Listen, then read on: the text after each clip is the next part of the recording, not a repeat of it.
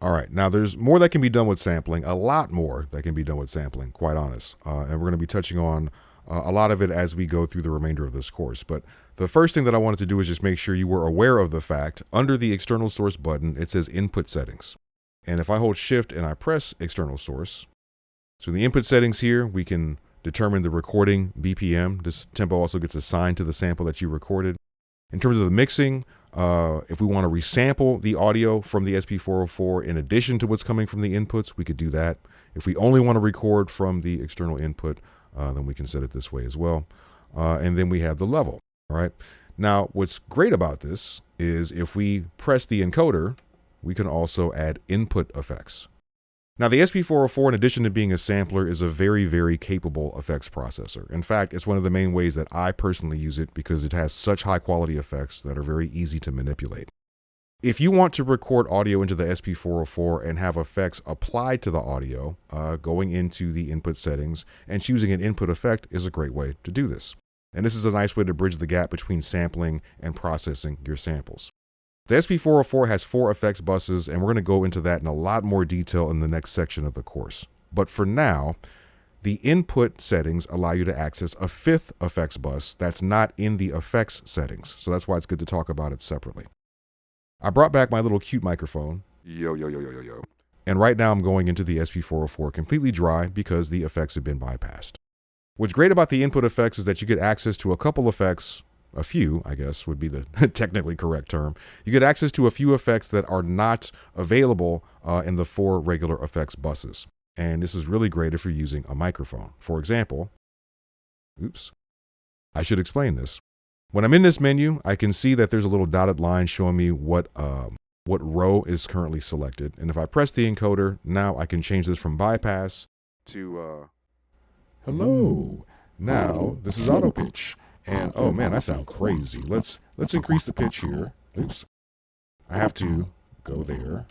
And now, with this row highlighted, my knobs, there we go. All right.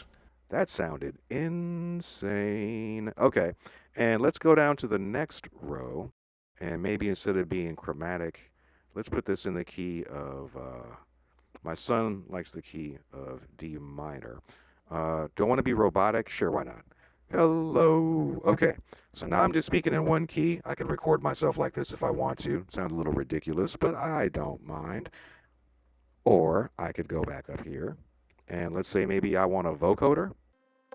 There it is. Okay, let's go down here, and let's give ourselves a more interesting chord voicing.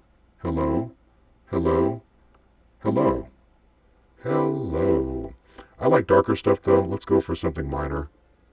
Oh yeah. And then we can choose a different note as our bass note for the vocoder. Check, check, check, check, check, check. Yeah. What's great about this as well is that we can control these parameters via MIDI. We'll see that towards the end of the course. One last input effect that is unique. Harmony is here, and we can use this to add additional harmonies. Oops, let me go down to this row. And let's say maybe I want a perfect 5th. Give me 7. I can't? That's wild. Okay.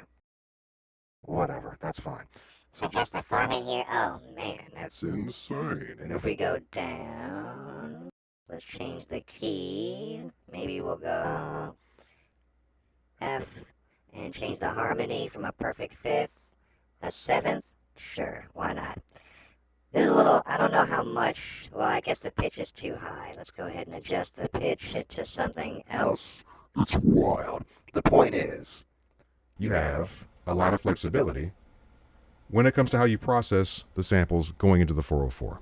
All right. And then after that, oh yeah, I forgot. You do have effects for guitar, at least that one. And then you have all the regular effects, which almost seems dismissive because there's so many and they're very good quality. All right. But like I said, if you want to process the audio before sampling it, the input effects are available to you. All you have to do is just go into the input settings.